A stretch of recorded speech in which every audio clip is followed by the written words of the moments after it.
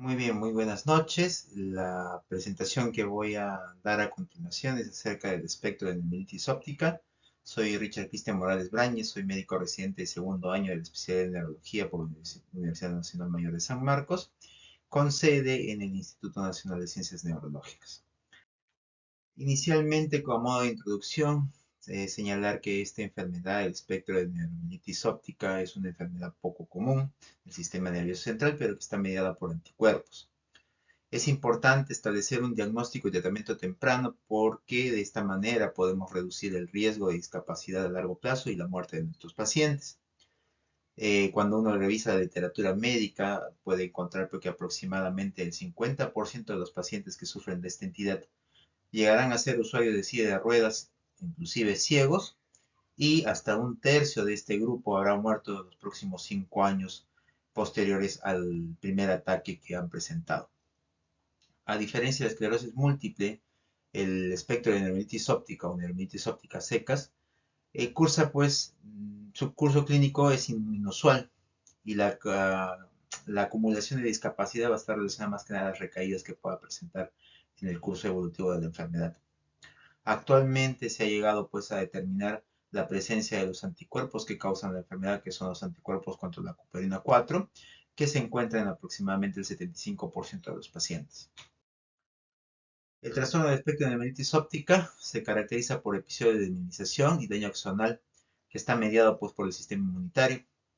Por muchos años esta entidad se había pues confundido con esclerosis múltiple, inclusive se le consideraba como un subtipo de esclerosis múltiple.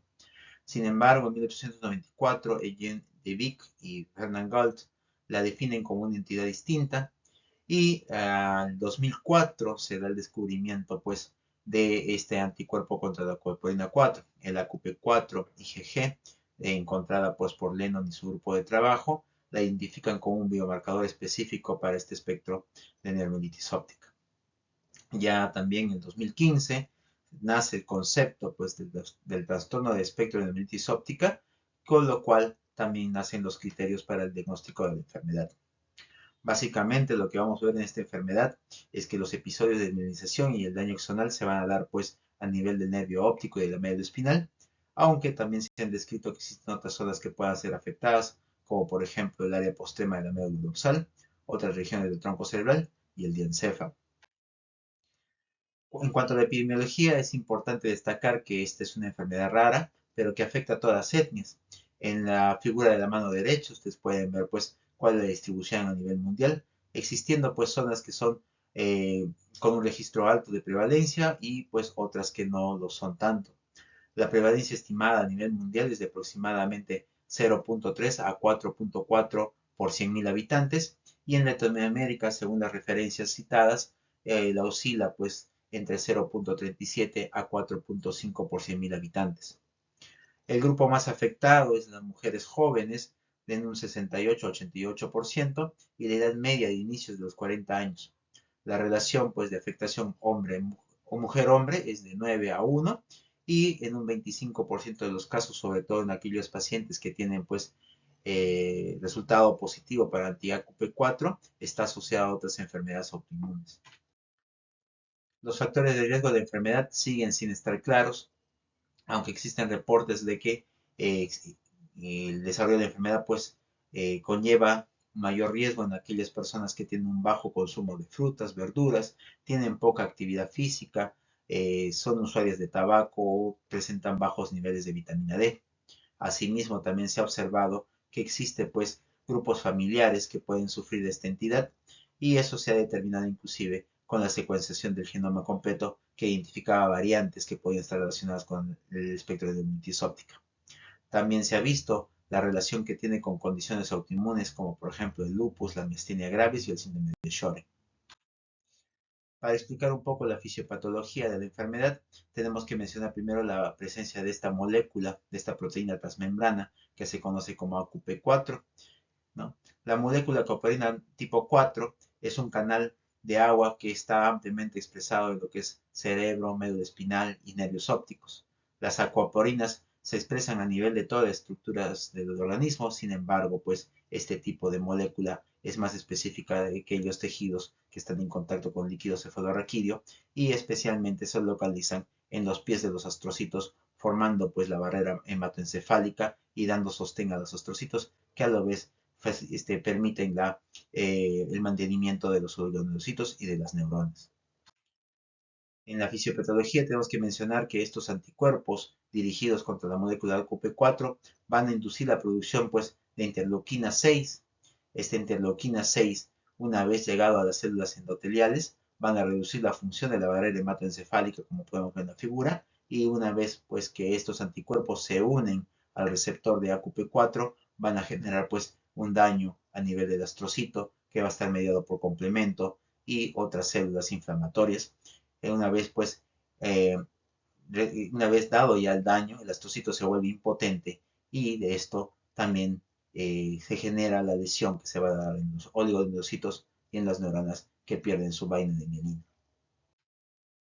En cuanto a las manifestaciones clínicas, hay que señalar que Winkelchak y su grupo de trabajo del 2015 señalan pues tres principales síndromes centrales del espectro de neuritis óptica: la neuritis óptica, la mielitis y el síndrome de área postrema.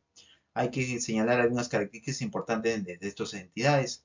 Por ejemplo, la neuritis óptica se caracteriza porque es bilateral y grave.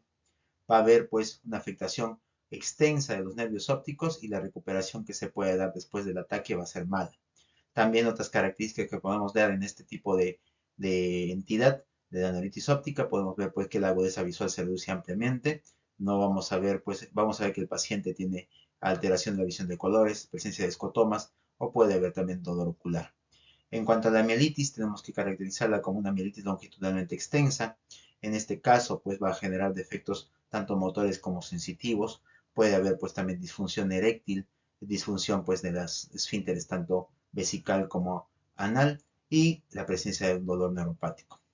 También se habla del síndrome de área postrema. En este caso estamos hablando de la presencia de un paciente que presenta vómito o hipo de manera intratable, lo cual pues puede estar asociado a la presencia de esta entidad. Se han descrito también otros síntomas pues que pueden incluir pues el cerebro medio, como son pues los disturbios de los movimientos oculomotores o de los nervios faciales. Y hay también descripción de algunos espasmos tónicos dolorosos y el síndrome de Hermit, que es una especie de corriente eléctrica que se encuentra pues en la región cervical posterior del paciente, puede estar asociado a sospecha de neuronitis óptica. En el 2015, el grupo de trabajo de neuronitis óptica se reúne y publica pues los criterios de Wingenchak, en donde se clasifica a la enfermedad como neuronitis óptica con AQP4 o neuronitis óptica sin AQP4. Para hablar de neuronitis óptica con AQP4 necesitamos tener al menos una característica clínica, una prueba positiva para AQP4 usando el mejor método de detección posible y debemos excluir otros diagnósticos posibles. Para hablar pues de una neuritis óptica sin AQP4 tenemos que tener por lo menos dos características clínicas que ocurren como resultado de uno o más ataques clínicos y que tienen que cumplir los siguientes requisitos. Al menos una característica clínica tiene que ser neuritis óptica, mielitis aguda con una mielitis longitudinalmente extensa o el síndrome de área postrema descrito previamente. También tenemos que encontrar diseminación especial. ¿Eso qué cosa quiere decir? Que en un estudio de imagen vamos a encontrar dos o más características clínicas diferentes y debemos aplicar los criterios de resonancia. Una prueba negativa para AQP4 en este grupo de diagnóstico y excluir otros diagnósticos posibles siempre es importante y necesario. Dentro de las características clínicas, lo que hemos mencionado ya previamente, la presencia de neuritis óptica, mielitis aguda, el síndrome de postrema, en donde se van a presentar pues, episodios inexplicables de hipo, náusea o vómito, el síndrome de tallo agudo, la narcolepsia sintomática, un síndrome encefálico también puede estar presente, o un síndrome cerebral agudo con lesiones típicas de neuritis óptica. Aparte de ello, necesitamos completar algunos requisitos adicionales de resonancia magnética para hablar de neuritis óptica sin AQP4 y esos son pues presencia pues de neuritis óptica de resonancia magnética vamos a encontrar pues la afectación del nervio óptico de manera extensa, ¿no? O en mielitis aguda vamos a encontrar pues que la lesión se extiende hasta más de 3 segmentos de la médula con presencia de, en algunos casos, atrofia espinal en pacientes con historia compatible con neuritis. También se puede ver lesiones en el área postrema o en el bulbo raquídeo dorsal que justificaría el síndrome de área postrema y el síndrome de tallo cerebral agudo que requiere también la presencia de lesiones peripendimaes. En esta figura podemos ver pues la presencia de esta mielitis longitudinalmente extensa, que es una característica importante para el diagnóstico de la enfermedad. Un 50% de los pacientes tienen lesiones cerebrales de sustancia blanca T2 no específicas, pero estas lesiones llegan a ser mucho más claras para el diagnóstico. En esta figura podemos ver la presencia pues, de la lesión a nivel del área postema. También podemos ver la presencia de la mielitis longitudinalmente extensa y el compromiso del nervio óptico que abarca casi la totalidad del nervio óptico. Ahora, un marcador inmunológico muy importante que hemos mencionado previamente, pues es la presencia de la acupolina 4 y esto pues tiene que pedirse en ciertas circunstancias. Si nosotros tenemos un paciente que tiene pues una mielitis longitudinalmente extensa que compromete 3 o más segmentos medulares, o vemos pues que un paciente tiene una mielitis transversa aguda, idiopática, o vemos pues que el paciente tiene una neuritis óptica unilateral que es severa, o presentamos pues un paciente con neuritis óptica bilateral simultánea, o presenta pues náusea o vómito intratable, o hay lesiones a nivel de médula dorsal, o también pues presenta un síndrome diencefálico, es necesario pues considerar la posibilidad de pedir AQP4. Inclusive si es que el primer test es negativo pero nuestra sospecha es alta, tenemos que ver la posibilidad de repetir el test de 3 a 6 meses después. Y es que la sensibilidad de la AQP4, de los anticuerpos de AQP4, llega a ser del 76.7% y la especificidad del 99.8%. Esto quizás contribuyó a que se aumenten las tasas de diagnósticos de espectro de neuritis óptica. Y otro hecho importante que tenemos que mencionar es que los anticuerpos AQP4 se producen en el espacio estatecal, por lo cual el dosaje del mismo son más altos a nivel sérico que en líquido cefalorraquídeo, por lo cual el método de elección para hacer el diagnóstico de AQP4 debe ser en suero. Para el tratamiento, básicamente dos palabras. Tenemos un tratamiento en la fase aguda y el de largo plazo. El de fase aguda, cuando estamos en plena crisis, se tiene que recurrir pues a altas dosis de esteroides. Se puede usar un gramo de metilprednisolona intravenosa que se administra por 5 días y luego podemos continuar con prednisolona oral 1 miligramo por kilo al día durante 2 a 4 semanas con una reducción progresiva. Si en el caso, dada pues el pulso de metilprednisolona es inefectivo, tenemos que considerar la posibilidad de iniciar plasmaféresis. Y en todos los casos en donde estamos viendo pacientes con mielitis que están postrados, debemos pues usar tromboprofilaxis preventiva en este grupo de pacientes. El tratamiento a largo plazo ya involucra otro tipo de medicamentos que lo que van a hacer es prevenir la recurrencia. En ellos podemos mencionar el micofenolato mofetil, que se usa en dosis de 2 a 3 gramos por día, o la cetropina, que se usa de 2.5 a 3 miligramos por kilo. Pero el medicamento de segunda línea más utilizado para la prevención de las recaídas es el rituximab, que es un anticuerpo monoclonal que ha visto que reduce la tasa de recaídas en un 88.2% y se administra cada 6 meses o de acuerdo pues al control que podamos estar haciendo de las células B de nuestro paciente que están involucradas también en la génesis de la enfermedad. Eso sería todo lo que quería presentar el día de hoy. Muchas gracias.